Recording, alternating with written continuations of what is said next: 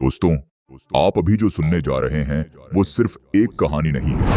ये उस शक्ति की गाथा है जो समय को भी अपने अधीन कर चुकी है। ये कोई कल्पना नहीं है, ये हकीकत है उस मंदिर की जहां मौत भी माथा टेकती है। नाम है महाकालेश्वर। अकाल मृत्यु वो मरे जो काम करे चांडाल का, काल भी उसका क्या करे जो भक्त हो महाकाल का। कालों के काल महाकाल की महिमा अद्भुत है। देश के अलग अलग कोने में भगवान शिव के 12 ज्योतिर्लिंग अपनी दिव्यता और सनातन के महत्व के कारण दर्शनीय हैं। इन्हीं में से मध्य प्रदेश के उज्जैन में स्थित महाकालेश्वर मंदिर रहस्यों से भरा हुआ है। उज्जैन की पवित्र धरती पर स्थित भगवान शिव का ये रूप जो केवल पूज्य नहीं बल्कि भयानक भी है। हर मंदिर की एक कहानी होती है, लेकिन इस मंदिर की कहानी रहस्य, मृत्यु और चमत्कार के बीच कहीं अटकी हुई है। उज्जैन का महाकाल मंदिर कोई साधारण शिवलिंग नहीं है। ये भारत के 12 ज्योतिर्लिंगों में से एक है, लेकिन इसका महत्व बाकी सभी से अलग है क्योंकि यहाँ विराजमान है कालों के भी काल महाकाल। कहते हैं जो इंसान महाकाल का नाम एक बार भी सच्चे मन से ले लेता है, उसके जीवन से डर और मृत्यु खुद पीछे हट जाते हैं। लेकिन क्या ये सिर्फ आस्था है या इसके पीछे छुपे हैं कुछ ऐसे रहस्य जिन पर विज्ञान भी खामोश है? इस मंदिर का कई पौराणिक ग्रंथों में काफी सुंदर वर्णन देखने को मिलता है। देश दुनिया से यहाँ सभी भगवान शिव के दर्शन करने पूरे साल आते हैं। लेकिन दोस्तों, जितना महाकालेश्वर का मंदिर लोगों के बीच पॉपुलर है, उससे कहीं ज्यादा ये अपने अंदर कई रहस्यों को समेटे हुए है। तो सवाल ये उठता है कि वो कौन सी वजह थी जिसके कारण इस मंदिर में भस्म आरती इंसान की देह की राख से की जाती थी? और क्या आज भी यहाँ पर इंसान की देह की राख से ही भस्म आरती की जाती है? क्या सच में यहाँ काल भी प्रवेश से पहले अनुमति मांगता है? क्यों कहते हैं कि यहाँ की आरती देखने मात्र से इंसान की आने वाली विपत्तियां टल जाती हैं? और वो कौन सी अनदेखी शक्ति है जो इस मंदिर से बाहर निकलते ही अदृश्य हो जाती है? इतिहासकार कहते हैं यह केवल पौराणिक मान्यता है, लेकिन साधु संत कहते हैं जिसने महाकाल को देखा नहीं, उसने मृत्यु को कभी समझा ही नहीं। कहीं ये मंदिर समय के नियमों को मोड़ने वाला कोई द्वार तो नहीं, या फिर ये है एक ऐसा स्थान जहां आत्माएं चैन की तलाश में आती हैं? और सबसे बड़ा सवाल, क्यों इस मंदिर के कोतवाल काल भैरव को शराब चढ़ाई जाती है? और आश्चर्यचकित कर देने वाली बात तो ये है कि यहाँ पर चढ़ाई गई सैकड़ों हजारों लीटर शराब आखिर कहाँ पर गायब हो जाती है? क्या काल भैरव स्वयं इस शराब का भोग कर लेते हैं? और जब अंग्रेजों ने शराब के इस रहस्य को सुलझाने की कोशिश करने के लिए मंदिर की खुदाई करवाई, तब ऐसा क्या हुआ जिसे देखकर अंग्रेजों के पसीने छूट गए और डर से फिर कभी काल भैरव मंदिर में प्रवेश भी नहीं किया? इतिहास में ऐसी कौन सी घटनाएं घटी है जिसकी वजह से उज्जैन में कोई भी मंत्री या प्रधानमंत्री रात नहीं ठहरता? और मध्य प्रदेश के मुख्यमंत्री मोहन यादव ने इस परंपरा को किस तरह से तोड़ा और उन्हें कुछ क्यों नहीं हुआ? आखिर क्यों इस मंदिर के सामने से बारात को नहीं गुजारा जाता है? क्यों भक्तों को अलग अलग रूप में दर्शन देते हैं महाकाल? मंदिर के विस्तारीकरण के दौरान पुरातत्व विभाग को मिले नरकंकालों के पीछे आखिर कौन सा रहस्य छिपा है? इन तमाम सवालों के जवाब आपको आज की इस वीडियो में जानने को मिलने वाले हैं। इसलिए आज की ये वीडियो काफी इंटरेस्टिंग होने वाली है, तो इस वीडियो को आप शुरू से लेकर अंत तक पूरा देखें। तो चलिए महाकाल का नाम लेकर वीडियो की शुरुआत करते हैं। दोस्तों, महाकालेश्वर मंदिर के रहस्य को जानने से पहले हम ये मंदिर किस तरह से बना था और इस मंदिर का इतिहास क्या है, इसके बारे में जानेंगे। दोस्तों, शिव पुराण की कथा के अनुसार बहुत समय पहले उज्जैन नगरी, जिसे अवंतिकापुरी के नाम से जाना जाता था, यहाँ पर चंद्रसेन नामक एक प्रतापी राजा राज करते थे। वे पराक्रमी तो थे ही, लेकिन उनकी सबसे बड़ी पहचान थी भगवान शिव का अनन्य भक्त होना। उनके राजमहल में एक अलौकिक शांति का माहौल था। उनका महल सुबह शाम भगवान शिव की आराधना, रुद्राभिषेक और मंत्रोच्चारण से गूंजता रहता था। राजा की मित्रता शिव के परमगण मणिभद्र से थी। मणिभद्र, जो स्वयं कैलाशवासी थे, एक बार जब उज्जैनी आए तो उन्होंने चंद्रसेन को एक अनोखी चिंतामणि भेंट की। यह कोई साधारण रत्न नहीं था। इसे धारण करने वाले के पास अपार ऐश्वर्य, यश और विजय स्वयं चले आते थे। बस फिर क्या था, मणि मिलने के बाद चंद्रसेन के वैभव की चमक चारों दिशाओं में फैल गई। वह न केवल शक्तिशाली राजा बन गए, बल्कि उनके नाम से शत्रु भी कांपने लगे। लेकिन वो कहते हैं ना कि जहां वैभव होता है वहां ईर्ष्या भी पीछे नहीं रहती। जब यह बात आसपास के राजाओं को पता चली तो चारों ओर के राजा उस चमत्कारी मणि को पाने की लालसा में जलने लगे। एक दिन कुछ राजाओं के साथ मिलकर रिपुरंजन और चंद्रभानु ने उज्जैनी पर चढ़ाई कर दी। युद्ध के नगाड़ों की गूंज से धरती थर्रा उठी। उनकी सेना के सामने चंद्रसेन की सेना काफी कमजोर थी। चंद्रसेन की सेना के सामने शत्रुओं की विशाल सेना थी, लेकिन राजा चंद्रसेन तनिक भी विचलित नहीं हुए। उन्हें विश्वास था कि उनकी शक्ति किसी मणि में नहीं, बल्कि महाकाल की भक्ति में है।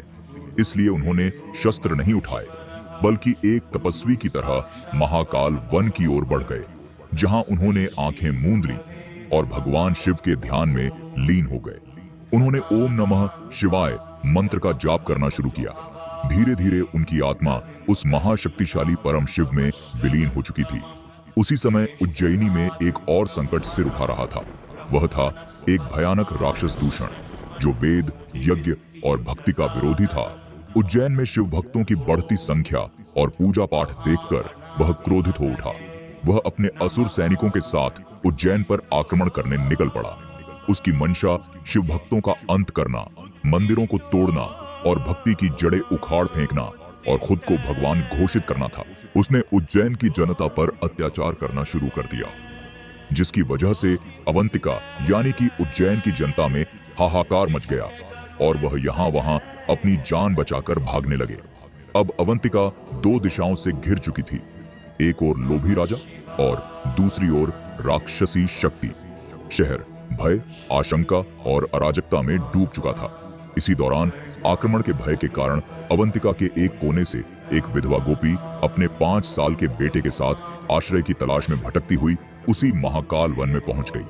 उसने देखा कि एक राजा, जिसने जरूर ऐश्वर्य का जीवन जिया होगा, अब साधक की तरह तपस्या में लीन है।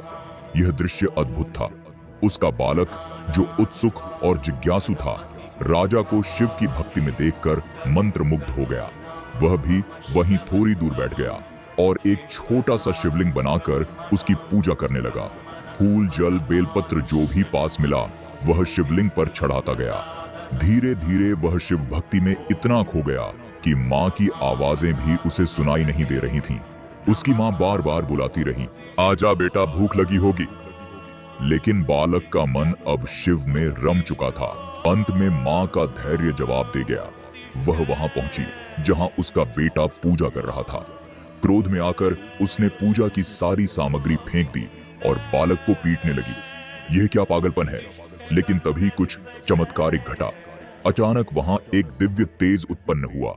आकाश में घंटियों की ध्वनि गूंज उठी। तेज रोशनी के बीच एक भव्य मंदिर का निर्माण होता दिखाई दिया और जब सब शांत हुआ तब उस जगह एक दिव्य शिवलिंग प्रकट हो चुका था, जिस पर वही फूल और बेलपत्र छड़े हुए थे जो उस बालक ने पहले चढ़ाए थे। शिव स्वयं प्रकट हो गए। उनकी कृपा उस मासूम भक्त पर बरस पड़ी थी। माँ हैरान रह गई थी, लेकिन उसने पहली बार जाना कि सच्ची भक्ति न उम्र देखती है, न साधन, वो बस भाव देखती है। यह घटना जंगल में आग की तरह फैल गई। जब यह समाचार चंद्रसेन को मिला तब वे दौड़े दौड़े उस स्थान पर पहुंचे। उन्होंने देखा कि शिव स्वयं एक दिव्य लिंग रूप में प्रकट हुए हैं। उनकी आंखों से आंसू बह निकले।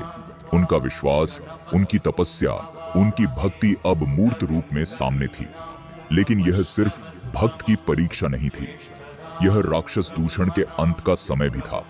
जैसे ही शिव प्रकट हुए, उन्होंने अपना रौद्र रूप धारण कर लिया और महाकाल बन गए। उनकी जटाएं आकाश तक फैल गई। त्रिनेत्र से अग्नि निकली और हाथों में त्रिशूल लिए वह दूषण की ओर बढ़े और पल भर में ही दूषण और उसकी असुर सेना का अंत हो गया। उस क्षण जो चमत्कार घटा था, उसने युद्ध की आग को भी शांति में बदल दिया। जो राजा अभी तक मणि के लोभ में उज्जैनी को रौंदने चले थे, अब उसी धरती पर महाकाल की महिमा के आगे झुक गए थे। उनके हाथों के शस्त्र गिर चुके थे और सिर शिव के चरणों में झुक चुका था। तभी से उज्जैन में महाकालेश्वर ज्योतिर्लिंग की स्थापना हुई और एक परंपरा जन्मी। जैसे काशी के राजा बाबा विश्वनाथ हैं, वैसे ही उज्जैन के राजा भगवान महाकाल हैं। आज भी उज्जैन की हर सुबह शिव के नाम से शुरू होती है और हर रात महाकाल की आरती के साथ समाप्त होती है, क्योंकि वहां का राजा न कोई मनुष्य है, न कोई सिंहासन पर बैठता है। वहां के राजा स्वयं महाकाल हैं। पौराणिक दृष्टिकोण से तो हमने जान लिया है कि महाकालेश्वर मंदिर का निर्माण कैसे हुआ था, लेकिन इस मंदिर ने भी बहुत सारे उतार चढ़ाव देखे हैं, जिसमें मुगल काल में बहुत बार इस मंदिर को नुकसान पहुंचाने का प्रयास किया गया।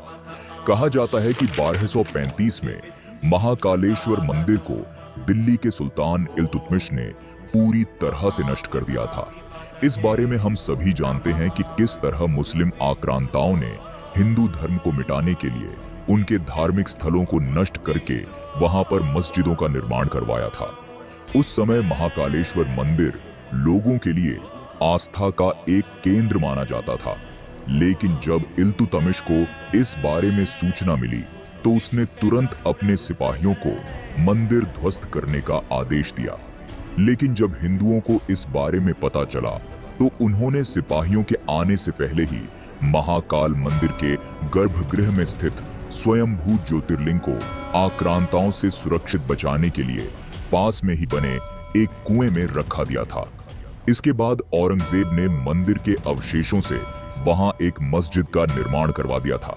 मंदिर टूटने के बाद करीब 500 सालों से अधिक समय तक महाकाल का मंदिर जीर्ण शीर्ण अवस्था में रहा और ध्वस्त मंदिर में ही महादेव की पूजा आराधना की जाती रही। लेकिन जब कई वर्षों बाद 1728 में मराठा शूरवीर राणोजी राव सिंधिया ने मुगलों को परास्त किया, तब उन्होंने मंदिर तोड़कर बनाई गई उस मस्जिद को गिराया और 1732 में उज्जैन में फिर से मंदिर का निर्माण कर ज्योतिर्लिंग की स्थापना की।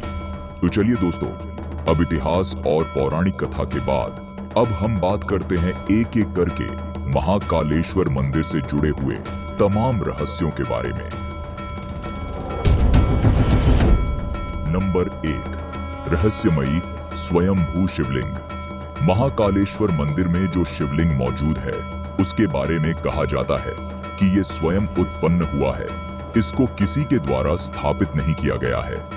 यहाँ पर शिवलिंग कैसे प्रकट हुआ था, इसके बारे में हमने आपको वीडियो में पहले ही बता दिया है। महाकालेश्वर मंदिर में जो भी श्रद्धालु आता है उसे खुद अनुभूति होती है कि वास्तव में यहाँ पर मौजूद शिवलिंग देवीय ऊर्जा से भरपूर है।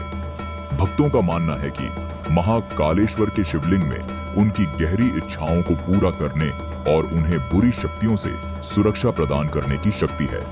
महाकालेश्वर मंदिर के शिखर के ठीक ऊपर कर्क रेखा गुजरती है, इसलिए इसे पृथ्वी का नाभिस्थल भी कहा जाता है। सावन के महीने में दूर दूर से लोग महाकालेश्वर मंदिर आते हैं। पवित्र महीने के सोमवार को महाकाल के दर्शन बेहद शुभ माने जाते हैं। यहाँ कण कण में शिव का वास है। यह भक्ति, आस्था और आराधना का वह दरबार है जहाँ भक्तों के सभी कष्टों का निवारण होता है और अंत में मोक्ष प्राप्त होता है। महाकालेश्वर मंदिर के ज्योतिर्लिंग की सबसे खास बात यह है कि ये एकमात्र दक्षिण मुखी ज्योतिर्लिंग है। हिंदू धर्म शास्त्रों के अनुसार दक्षिण दिशा मृत्यु और परलोक से जुड़ी है। यही वजह है कि महाकाल के रूप में भगवान शिव इस दिशा में मुख किए हुए बैठे हैं। यह अनूठी विशेषता महाकालेश्वर को अन्य 11 ज्योतिर्लिंगों से अलग बनाती है, जो इसे एक महत्वपूर्ण आध्यात्मिक स्थल बनाती है। नंबर 2, नागचंद्रेश्वर मंदिर से जुड़ा रहस्य। उज्जैन का महाकाल मंदिर 3 तलों में बना हुआ है। सबसे नीचे वाले तल में, जहां पर साक्षात महादेव का ज्योतिर्लिंग स्थापित है, वही मध्य तल में भगवान शिव को ओंकारेश्वर के रूप में पूजा जाता है। वही सबसे ऊपरी तल पर नागचंद्रेश्वर मंदिर है, जो साल में सिर्फ एक बार नाग पंचमी पर खुलता है। ऐसी मान्यता है कि तक्षक नाग आज भी गुप्त स्थान पर यहाँ रहते हैं। यहाँ जो प्रतिमा स्थापित है वो मराठा काल की है। इस प्रतिमा में भगवान शिव देवी पार्वती के साथ शेषनाग पर विराजित हैं। विश्व में अन्य कहीं पर भी ऐसी प्रतिमा देखने को नहीं मिलती है। नंबर 3, मंदिर का राजा विक्रमादित्य से संबंध। दोस्तों, राजा विक्रमादित्य को इतिहास के सबसे महान राजाओं में से एक माना जाता है, जो अपनी बुद्धि, वीरता और भगवान शिव की भक्ति के लिए जाने जाते हैं। ऐसा माना जाता है कि विक्रमादित्य नियमित रूप से महाकाल से आशीर्वाद लेने के लिए महाकालेश्वर मंदिर आते थे। विक्रमादित्य के साथ मंदिर का जुड़ाव ऐतिहासिक महत्व को और बढ़ा देता है, क्योंकि यह राजा की भक्ति और उनके शासनकाल के दौरान मंदिर के महत्व का प्रमाण है। विक्रमादित्य और मंदिर के साथ उनके जुड़ाव के बारे में कई कहानियां और किंवदंतियां पीढ़ियों से चली आ रही हैं, जो उज्जैन की सांस्कृतिक विरासत को मजबूत करती हैं। बेताल पचीसी और सिंहासन बत्तीसी जैसी कथाओं में विक्रमादित्य और महाकाल के संबंधों का वर्णन है। यह कथाएं बताती हैं कि विक्रमादित्य अपने निर्णयों से पहले महाकाल की आज्ञा लेते थे। नंबर 4, शराब से जुड़ा रहस्य। उज्जैन शहर से महज 8 किलोमीटर की दूरी पर स्थित काल भैरव मंदिर आज करोड़ों लोगों के लिए आस्था का केंद्र है। जो भी भक्त महाकालेश्वर के दर्शन करने के लिए पहुंचते हैं, वह अवश्य ही काल भैरव मंदिर जाते हैं, क्योंकि बिना काल भैरव मंदिर जाए महाकालेश्वर के दर्शन अधूरे माने जाते हैं। मंदिर के पुजारियों के अनुसार इस मंदिर का वर्णन स्कंद पुराण के अवंती खंड में मिलता है। इस मंदिर में भगवान काल भैरव के वैष्णव स्वरूप का पूजन किया जाता है। काल भैरव भगवान शिव के रौद्र और तांत्रिक रूप हैं। मान्यताओं के अनुसार काल भैरव तामसिक प्रवृत्ति के देवता माने जाते हैं, इसलिए उन्हें मदिरा यानी शराब का भोग लगाया जाता है। इसलिए महाकालेश्वर मंदिर में भी बाबा काल भैरव को शराब चढ़ाने की परंपरा है। इस मंदिर में शराब चढ़ाने का प्रचलन सदियों से जारी है, लेकिन आज तक ये कोई भी नहीं जान सका कि बाबा काल भैरव को जो शराब चढ़ाई जाती है, आखिर वह जाती कहाँ है, क्योंकि भक्तों का मानना है कि जो शराब बाबा काल भैरव को चढ़ाई जाती है, उसे स्वयं काल भैरव ही पी जाते हैं। इसके पीछे का कारण है वहां से शराब का गायब हो जाना है। पुजारी शराब से भरा कटोरा भैरव के मुंह के सामने कर देते हैं और देखते ही देखते वह शराब मूर्ति के होठों से गायब हो जाती है।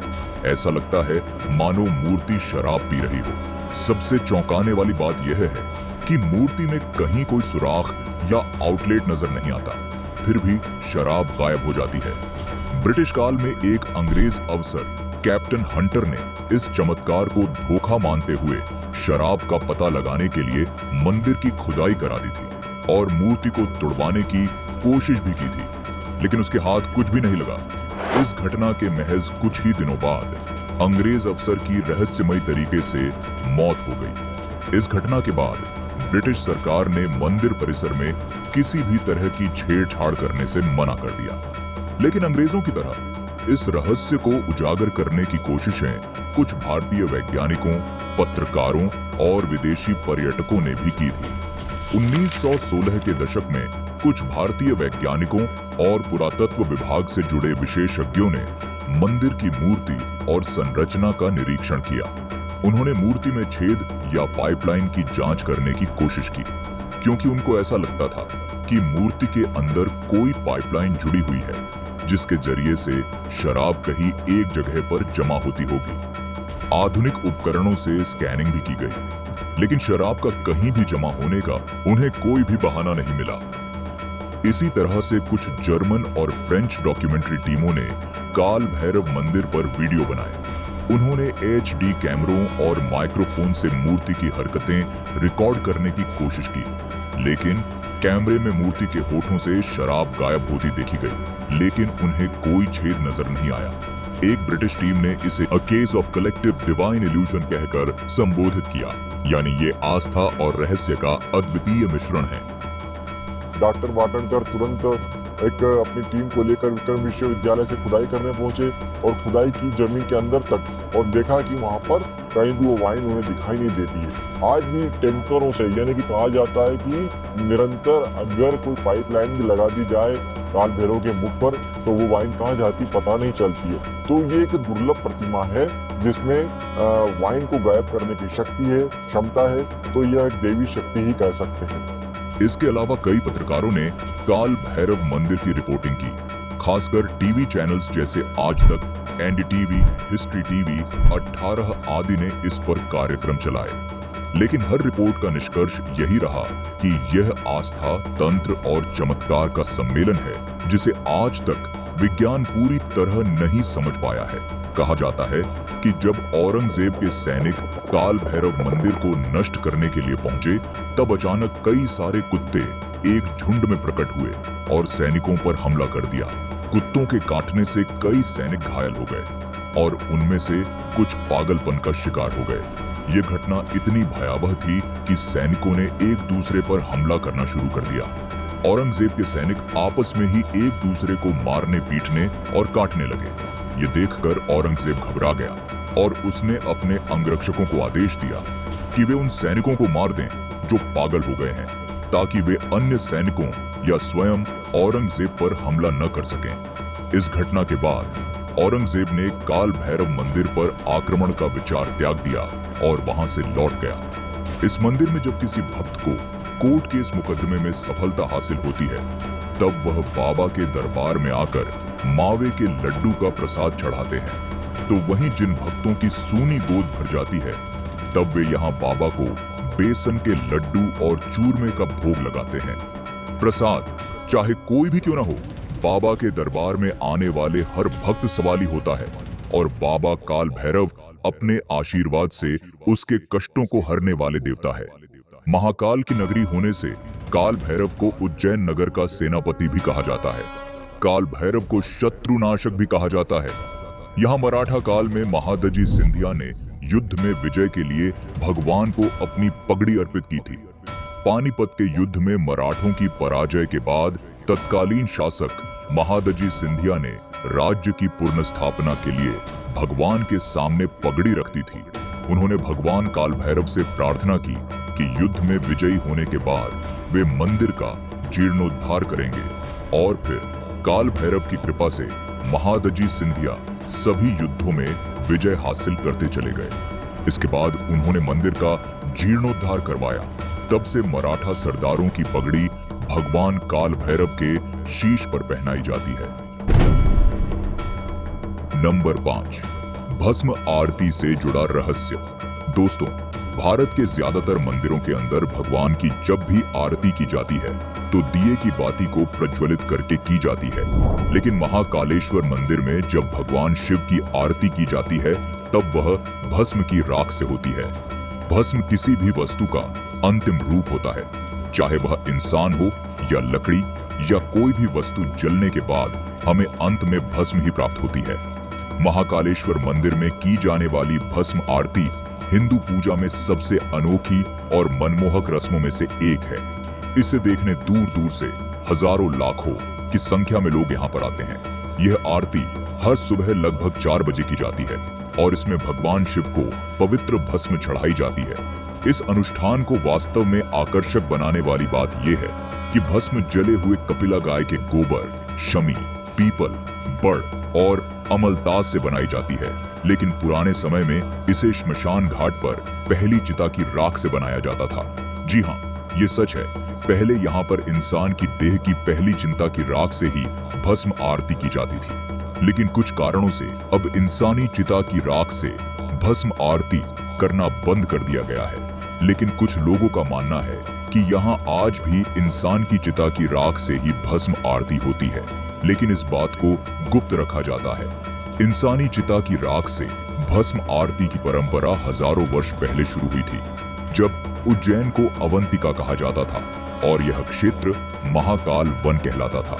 यहाँ पर भस्म आरती को देखने के लिए सैकड़ों हजारों की संख्या में भक्त आते हैं, जो इसे देखने को बड़ा सौभाग्य मानते हैं। मंदिर के पुजारी मंत्रों और भजनों का उच्चारण करते हुए भक्ति के साथ आरती करते हैं, जो मंदिर परिसर में गूंजती है। ऐसी मान्यता है कि जो भक्त एक बार भी इस आरती के दर्शन कर लेता है, फिर उसे कभी भी मृत्यु का भय नहीं सताता। लेकिन दोस्तों, महाकालेश्वर मंदिर में होने वाली भस्म आरती को केवल पुरुष ही देख सकते हैं। महिलाओं को ये आरती देखने की अनुमति नहीं है। इसलिए जब भस्म आरती शुरू होती है, तब महिलाओं को अपनी आंखें बंद करने के लिए या फिर बाहर जाने के लिए कहा जाता है। यहाँ भस्म आरती में शामिल होने के लिए किसी तरह का भी पहनावा पहन सकते हैं, लेकिन अगर आप जलाभिषेक करना चाहते हैं तो उसके लिए पुरुषों को सिर्फ धोती और महिलाओं को सिर्फ साड़ी पहननी होती है। अन्य तरह के कपड़े पहने होने पर यहाँ जलाभिषेक करने की अनुमति नहीं है। दोस्तों, भस्म आरती प्रकृति और मृत्यु की अंतिम वास्तविकता का प्रतीक है, जो भक्तों में आध्यात्मिक जागृति को पैदा करती है। नंबर 6, शमशान से जुड़ा रहस्य। दोस्तों, भगवान शिव को श्मशानवासी कहा जाता है। वे संसार की मोह माया से परे हैं और जीवन के अंत को ही एक नई शुरुआत मानते हैं। शिव का निवास स्थान श्मशान ही माना गया है, क्योंकि यहीं पर जीवन का अहंकार, दिखावा और पाखंड सब समाप्त हो जाते हैं। महाकालेश्वर मंदिर को लेकर ऐसा कहा जाता है कि यह मंदिर शमशान भूमि पर बना हुआ है। महाकालेश्वर मंदिर का एरिया महाशमशान के नाम से जाना जाता है। प्राचीन समय में इस जगह पर मृतकों का अंतिम संस्कार किया जाता था। यही वजह है कि आज महाकालेश्वर मंदिर को तांत्रिकों का गढ़ भी कहा जाता है। हर साल यहाँ बड़ी संख्या में तांत्रिक पहुँचते हैं और बड़े बड़े अनुष्ठान यहाँ पर पूर्ण किए जाते हैं। कामाख्या मंदिर के बाद अगर सबसे ज्यादा कहीं तांत्रिक तंत्र विद्या से जुड़ी हुई क्रियाएं की जाती है तो वे महाकालेश्वर मंदिर ही है। नंबर 7, कोई नेता और मंत्री यहाँ रात क्यों नहीं रुकते? महाकालेश्वर मंदिर भारत ही नहीं बल्कि पूरी दुनिया भर में फेमस है, जिसके चलते भारत सहित विदेशों से भी दर्शन करने के लिए यहाँ लोग आते हैं। इस मंदिर में दर्शन करने के लिए बड़ी बड़ी हस्तियों के साथ ही राजनीतिक पदों पर आसीन मंत्री, मुख्यमंत्री, प्रधानमंत्री, राष्ट्रपति सभी लोग यहाँ आते हैं। लेकिन महाकालेश्वर मंदिर के दर्शन करने के बाद कोई भी बड़ा नेता या मंत्री उज्जैन में नहीं रुकते हैं। अगर उन्हें रुकना भी होता है तो वह उज्जैन के बाहर किसी होटल या फिर कहीं और रुकते हैं। अब आप सोच रहे होंगे कि ऐसा क्यों, तो आपको बता दें, जो भी नेता या मंत्री यहाँ पर रात में विश्राम करता है उसकी सत्ता चली जाती है, और ऐसा एक बार नहीं कई बार हो चुका है। ऐसे में उज्जैन में कोई भी मंत्री, मुख्यमंत्री, प्रधानमंत्री, राष्ट्रपति रुकने से डरते हैं। लंबे समय से ये मान्यता चली आ रही है कि जो भी मंत्री, मुख्यमंत्री, प्रधानमंत्री या फिर राष्ट्रपति यहाँ महाकाल बाबा के दर्शन करने के बाद रात गुजारता है तो उसकी सत्ता में वापसी नहीं हो पाती है। कहा जाता है कि बाबा महाकाल खुद राजाधिराज है। ऐसे में उनके दरबार में 2 राजा नहीं रुक सकते हैं। अगर कोई गलती से रुक भी जाता है तो उसके लिए मुश्किलें काफी ज्यादा बढ़ जाती हैं। कहा जाता है कि यहाँ महाकाल बाबा के दर्शन के बाद किसी नेता को नहीं रुकना चाहिए, क्योंकि इससे कुर्सी छिनने का खतरा रहता है। इसका खामियाजा एक प्रधानमंत्री भुगत चुके हैं। जी हाँ, भारत के चौथे प्रधानमंत्री मोरारजी देसाई ने ये खामियाजा भुगता है। दरअसल वह उज्जैन में बाबा के दर्शन करने के बाद रात रुक गए थे, जिसके बाद दूसरे ही दिन उनकी सत्ता चली गई और उनकी सरकार गिर गई। इतना ही नहीं, कर्नाटक के मुख्यमंत्री येदियुरप्पा भी यहाँ रात रुक गए थे। ऐसे में उन्हें भी अपने पद से 20 दिनों के अंदर ही त्याग पत्र देना पड़ गया था। इन घटनाओं के चलते ये बात प्रबल हो गई कि उज्जैन में रात्रि विश्राम करना शासकों के लिए अशुभ हो सकता है। प्रधानमंत्री नरेंद्र मोदी भी महाकालेश्वर मंदिर के दर्शन करने के लिए कुछ समय पहले गए थे, लेकिन वह भी उज्जैन की नगरी में नहीं रुके थे। लेकिन मध्य प्रदेश के वर्तमान मुख्यमंत्री मोहन यादव, जो स्वयं उज्जैन के निवासी हैं, ने इस मान्यता को तोड़ते हुए 16 दिसंबर 2023 की रात उज्जैन में रात बिताई। उन्होंने कहा, मैं महाकाल का बेटा हूं, इसलिए रुक सकता हूं। उनका मानना है कि महाकाल पूरे ब्रह्मांड के राजा हैं और हम उनके केवल सेवक मात्र हैं, इसलिए उनके नगर में रुकने में कोई आपत्ति नहीं होनी चाहिए। उज्जैन में शासकों का रात्रि विश्राम न करने की परंपरा एक प्राचीन मान्यता पर आधारित है, जिसे समय समय पर विभिन्न घटनाओं से बल मिला है। हालांकि मुख्यमंत्री मोहन यादव ने इस मान्यता को चुनौती देते हुए उज्जैन में रात बिताई और इसे एक नई सोच के रूप में प्रस्तुत किया। नंबर 8, अलग अलग रूपों में देते हैं महाकाल बाबा दर्शन। दोस्तों, उज्जैन में विराजित महाकाल एक ही है, लेकिन वह अपने भक्तों को अलग अलग रूपों में दर्शन देते हैं। हर वर्ष और पर्व के अनुरूप ही उनका श्रृंगार किया जाता है। भगवान शिव के अलग अलग स्वरूपों का दर्शन करने के लिए हर साल लाखों की संख्या में लोग उज्जैन पहुंचते हैं। जैसे शिवरात्रि में वह दूल्हा बनते हैं, तो श्रावण मास में राजाधिराज बन जाते हैं। दिवाली में जहां महाकाल का आंगन दीपों से सज जाता है, तो होली में गुलाल से रंग जाता है। जहां ग्रीष्म ऋतु में महाकाल के मस्तक में मटकियों से जल गिरता है, तो कार्तिक मास में भगवान विष्णु को सृष्टि का कार्यभार सौंपने के लिए पालकी में विराजित हो जाते हैं। महाकाल के हर एक रूप को देखकर व्यक्ति मोहित हो जाता है। महाकालेश्वर मंदिर को उज्जैन का राजा माना जाता है और यह मान्यता है कि उनके सामने से कोई भी व्यक्ति घोड़े या अन्य सवारी पर नहीं जा सकता। विशेष रूप से बारातों में दूल्हा अक्सर घोड़े पर सवार होता है, जो महाकालेश्वर के सामने से सवारी करने के समान होता है। ऐसा करना अपशकुन माना जाता है और मान्यता है कि इससे अनहोनी हो सकती है। महाकालेश्वर मंदिर के सामने से बारात न निकालने की परंपरा सदियों पुरानी है। यह सिर्फ आस्था और सम्मान का प्रतीक है, जिससे यह सुनिश्चित किया जाता है कि कोई भी व्यक्ति महाकालेश्वर के सामने से सवारी करके न जाए। यह परंपरा आज भी उज्जैन में निभाई जाती है। हालांकि इस पर धार्मिक रोक नहीं है। नंबर 9, जूना महाकाल का रहस्य। महाकालेश्वर मंदिर के अंदर जूना महाकाल नाम का एक शिवलिंग मौजूद है, जो अपने रहस्यमय चमत्कार के चलते खूब चर्चा में रहता है। बताया जाता है कि आक्रमणकारियों के समय इस मंदिर में मौजूद असली शिवलिंग को कई बार नष्ट करने की कोशिश की गई थी, जिससे बचने के लिए पुजारियों ने असली यानी मुख्य शिवलिंग को यहां से हटा दिया और उसकी जगह पर एक दूसरा शिवलिंग रखकर पूजा करने लगे। लेकिन जब आक्रमणकारियों का खतरा मंदिर से टल गया, तो पुजारियों के द्वारा फिर से पुरानी वाली शिवलिंग को स्थापित किया गया। लेकिन अब जो दूसरा शिवलिंग बच गया था, उसका क्या किया जाए, तो काफी सोच विचार करने के बाद पुजारियों ने हटाई गई शिवलिंग को मंदिर के ही प्रांगण में स्थापित कर दिया और तब से इसे जूना महाकाल के नाम से जाना जाता है। हर साल महाकाल की सवारी से पहले सबसे पहले पूजन जूना महाकाल का ही होता है। ये परंपरा आज भी जारी है। आम लोग इसे नजरअंदाज करते हैं क्योंकि फोकस सिर्फ मुख्य ज्योतिर्लिंग पर रहता है, लेकिन जो साधना की गहराई जानते हैं वो कहते हैं महाकाल दर्शन से पहले जूना महाकाल के दर्शन करोगे तो हर बाधा खुद जलकर राख हो जाएगी। नंबर 10, गुप्त मंदिरों से जुड़ा रहस्य। दोस्तों, उज्जैन में महाकाल मंदिर अपनी एक अलग ही भव्यता रखता है, जिसके चलते उज्जैन महाकालेश्वर मंदिर के विस्तारीकरण के दौरान खुदाई में एक प्राचीन मंदिर के अवशेष मिले हैं। मंदिर परिसर में खुदाई के दौरान सैकड़ों साल पुराने अवशेष मिले हैं। मंदिर के नीचे मंदिर होने के प्रमाण मिले हैं। मूर्तियां, गुंबद का हिस्सा, मिट्टी के बर्तन समेत कई ऐसी प्राचीन चीजें मिली हैं जो कई रहस्यों को जन्म दे रही हैं। खुदाई के दौरान मिले अवशेषों के बाद अब लोगों के मन में तमाम तरह के सवाल आ रहे थे कि क्या महाकालेश्वर मंदिर के नीचे भी कोई दूसरा मंदिर मौजूद है। इन सभी सवालों को ध्यान में रखते हुए जब जांच की गई तो मंदिर के उत्तरी छोर में दूसरे मंदिर के प्रमाण मिले हैं, जिसमें उत्कृष्ट खंभे, आधार ब्लॉक, मंदिर के गुंबद के हिस्से और पत्थर के नक्काशीदार रथ शामिल हैं। ये अवशेष 11वीं और 12वीं शताब्दी के बीच के बताए जा रहे हैं। वहीं महाकाल मंदिर के दक्षिणी छोर के गर्भ में कई पुरानी दीवारें दबी मिली हैं।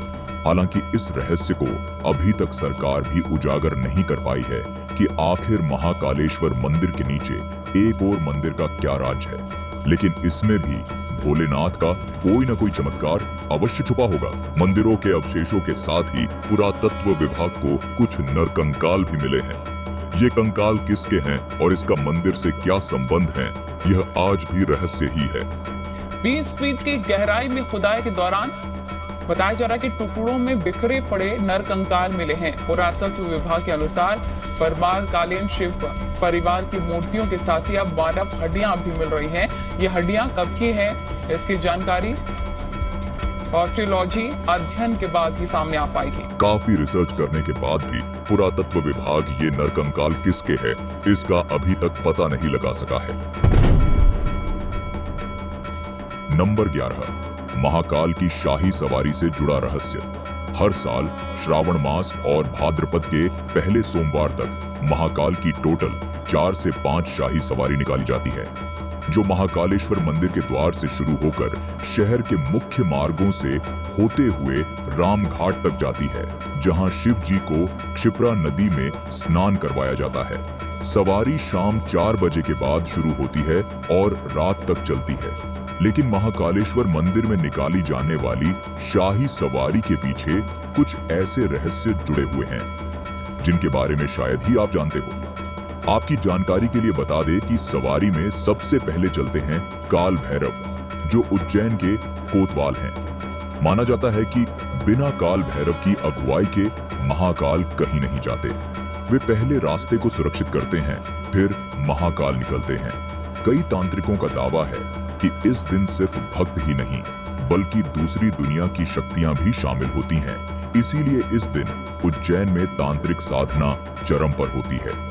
ऐसा माना जाता है कि महाकाल की सवारी का दर्शन काल से मुक्ति दिला सकता है, खासकर वे लोग जो कष्ट, रोग या मृत्यु भय से जूझ रहे होते हैं।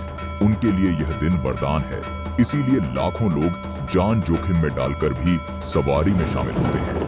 कई बार मूसलाधार बारिश, आंधी, तूफान या बिजली गिरने के बावजूद सवारी 1 सेकंड के लिए भी नहीं रुकती। मान्यता है कि काल भी रुक जाए, पर महाकाल की सवारी नहीं। जिस रास्ते से दिन में महाकाल गुजरते हैं, रात को वह रास्ता ऊर्जा संवेदनशील हो जाता है। तो दोस्तों, ये थे महाकालेश्वर मंदिर से जुड़े हुए सभी रहस्य जिनके बारे में आज हमने इस वीडियो में बात की। उम्मीद करते हैं आपको हमारा यह वीडियो पसंद आया होगा। इसलिए आपसे गुजारिश है कि इस वीडियो को बिना लाइक किए ना जाए, और अगर आप महादेव के सच्चे भक्त हैं तो कमेंट बॉक्स में हर हर महादेव अवश्य लिखें। अंत तक हमारे साथ बने रहने के लिए